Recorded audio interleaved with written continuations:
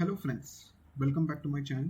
मैं हूं अथर्व खेरे और आप देख रहे हैं market outlook with C Atharva Khere. तो ये वीडियो इसके ऊपर होने वाला है कि how to avoid bull traps. What do I mean by bull traps? Bull bull traps is bull traps एक ऐसा सिनेरियो होता है जहाँ पे जो जो इन्वेस्टर्स या फिर जो ट्रेडर्स जो लॉन्ग होते हैं या फिर बाइंग करते हैं, उनको कैसे ट्रैप किया जा सकता है और कैसे ट्रैप होता है इन अ वे। यहाँ पे मतलब I want to clarify that किस कोई ऐसा there is no one that is going to trap them. It just market psychology. it just a market it's just a technical concept where trappings occur। और generally ये price behaviour थोड़ा सा rare होता है, but ये आजकल बहुत common, काफ़ी कॉमन होता जा रहा है। जितना पहले रेयर होता था उतना तो रेयर अभी रहा नहीं। But this is again I want to reiterate कि ये एक टेक्निकल कॉन्सेप्ट है।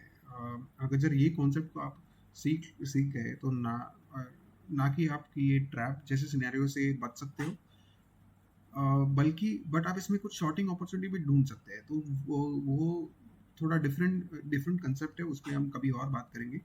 बट इन एसेंशियली हम ये डिस्कस करेंगे कि बुल ट्रैप्स से आप कैसे बच सकते हैं। कहाँ पे आप एक इन्वेस्टर होने के नाते या ट्रेडर होने के नाते आप लॉन्ग हो कोई शेयर पे, कैसे आप बच सकते हैं और कैसे आप अपना ट्रेल आउट करके पोजीशन सेव कर सकते हैं, कुछ प्रॉफिट बुक कर सकते हैं, या कैसे ट्रेल बिल्ड कर सकते हैं। तो हम उसके ऊपर बात करने वाले हैं। ये लॉजिकली मैं आपको ये चीज़ समझाने वाला हूँ। साइकोलॉजी, देखिए मार्केट साइकोलॉजी पे चलता है पूरा। अगर जरा हम बात करेंगे तो 20-30% सेटअप या स्ट्रैटेजी पे चलता है, और बाकी का जो मनी मैनेजमेंट, रिस्क मैनेजमेंट तो नो डाउट होता ही है। बट मेजोरिटी 70-80% मैं कहूँगा कि मार्केट साइकोलॉजी पे चलता है। एक बार आप साइकोलॉजी समझ गए तो market can trading can become very easy and understanding the market can become much better. और उसके बाद आप खुद के सेटअप्स आप डिज़ाइन कर सकते हो। ठीक है, तो मैं आपको कुछ लॉजिक्स भी बताऊंगा, कुछ लॉजिक बताऊंगा, कुछ इसके पीछे का लॉजिक, क्यों ये मैं जनरली वॉच आउट करते रहता हूँ, और क्या एग्जाम्पल्स है जहाँ पे ऐसा कुछ सिनेरियो हुआ है। तो चलिए हम नोटपैड पे जाते हैं, कुछ कंसेप्ट में सिखाता हूँ आपको। ओके, तो चलिए देखिए ये बुल ट्रैप्स, ये जनरली मैं किसका बात कर रहा हूँ, जहाँ पे एकदम एक्सेप्शनल मूव आया है। मतलब मार्केट जनरली मार्केट कैसा मूव करता है मैं आपको बता रहा हूँ। अगर जर समझो ये एक ग्राफ है, तो जनरली मार्केट कैसा मूव करता है, थोड़ा ऊपर जाएगा, थोड़ा सा पुल बैक आएगा, थोड़ा सा नीचे आएगा, फिर ऊपर जाएगा, थोड़ा ऊपर जाएगा, थोड़ा ऊपर जाता है, थोड़ा सा नीचे आता है, फिर थोड़ा ऊपर जाता है, फिर थोड़ा नीचे आता है, फिर थोड़ा ऊपर जाता है, फिर थोड़ा नीचे आता है, फिर थोड़ा ऊपर जाता है। जनरली मार्केट ऐसा मूव करता है। और अगर से आप नोटिस करेंगे, ये कोई ज्योमेट्री क्लास नहीं है बाय द वे, बट मैं जस्ट बताना चाह रहा हूँ कि ये एक 45 डिग्री एंगल है। तो जनरली मार्केट जो अपसाइड मार्केट होता है, जनरली ऐसा मोमेंटम होता है। तो ये एंगल को आप नोटिस करेंगे, करीब करीब 45 डिग्री एंगल के आसपास है। ठीक है, तो चलिए हम बात करते हैं कि ये ट्रैपिंग का जो सिनेरियो का मैं बात कर रहा हूँ, वो कैसा मोमेंटम होता है। देखिए हाल में H D F C bank में एक बहुत बड़ा करेक्शन आया। करेक्शन तो नहीं कहूँगा मैं, क्रैश लाइक बोलूँगा। बहुत बहुत तेज़ी से स्टॉक बहुत नीचे आ गया है, 1300 के लेवल पे अभी तक फिलहाल वहाँ पे अराउंड अबाउट कुछ वहाँ पे ट्रेड कर रहा है। और 1700, अभी 2 या 3 हफ्ते पहले वो 1700 के लेवल पे था। तो चलिए ये कंसेप्ट हम सीखते हैं। तो देखिए ये जब भी सिनेरियो कभी डेवलप होता है, जब भी मार्केट सीधा स्ट्रेट लाइन में मूव होता है, without giving any great pull back, any great correction, यानी ऐसा स्ट्रेट लाइन में मूव होता है। ठीक, तो जनरली देखिए आप सोचिए खुद कि चलिए हम देखते हैं कि समझो यहाँ पे किसने 1200 के लेवल पे, H D F C bank का ही एग्जाम्पल लेते हैं, समझो 1200 के लेवल पे किसने बाय किया है। ठीक है भाई, ये 1200 का लेवल है, समझो ये 1700 के लेवल पे ये ट्रेड करा था एक टाइम पे। ठीक है, तो आप खुद सोचिए कि देखिए 1200 या 1400 कर देते हैं फॉर एग्जांपल, 1400 या फिर ठीक है 1200 का ही लेवल ठीक है। चलिए तो फिर 1200 के लेवल से समझो अगर जो स्ट्रेट लाइन में कोई स्टॉक मूव होता है, तो आप इसके पीछे का साइकोलॉजी समझिए।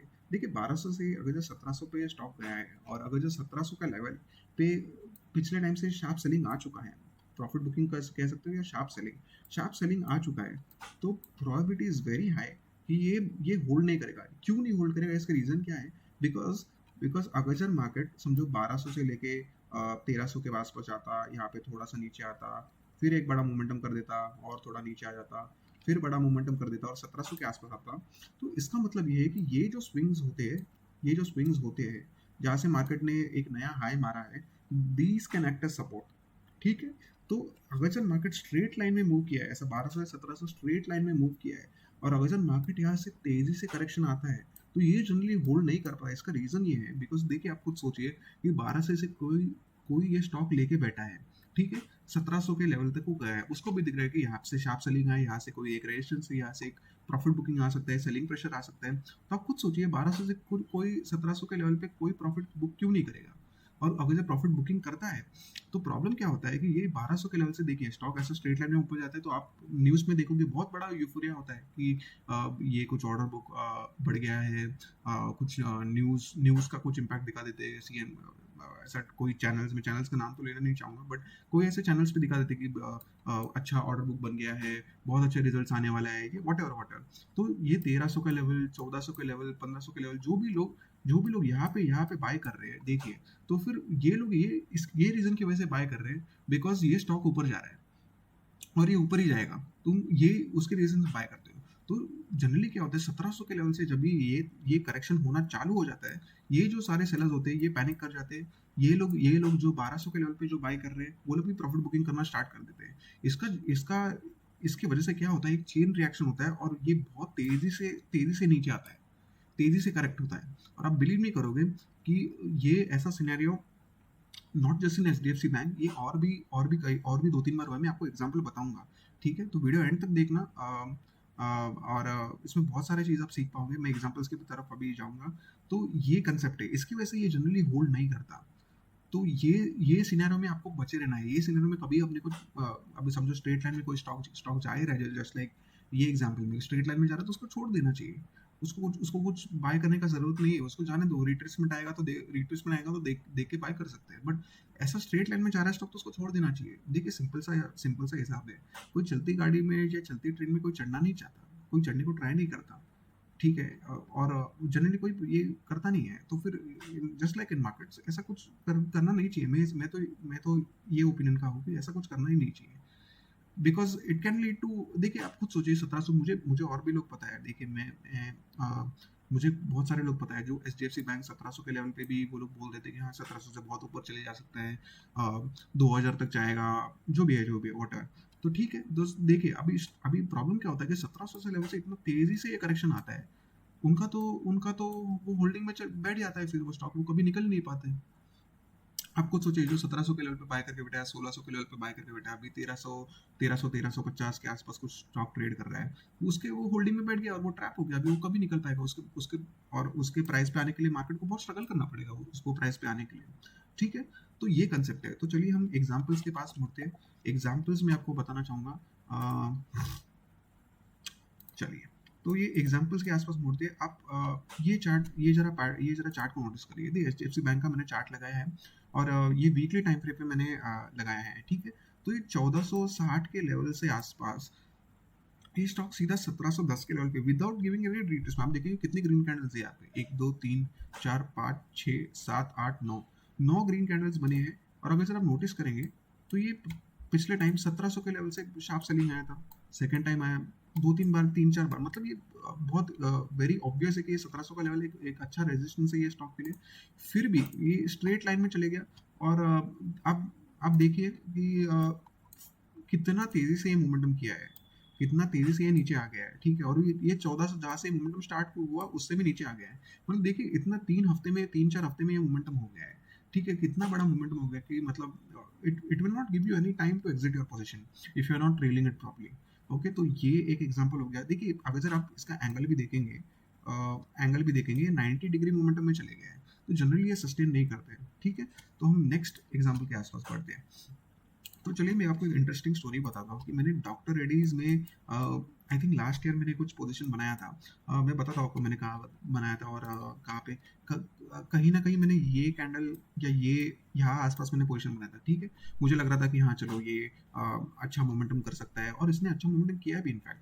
मुझे याद है मैंने अराउंड 4,450 के आसपास से उस पर कुछ बाय किया था, और ये वन वे सीधा 5,000 पे टच करके आ गया, ठीक है। और आप देखेंगे इतना बड़ा रेड कैंडल, इतना बड़ा करेक्शन हुआ है, और ये सीधा जहाँ पे मेरा बाइंग प्राइस है उससे उससे भी नीचे चले गया था।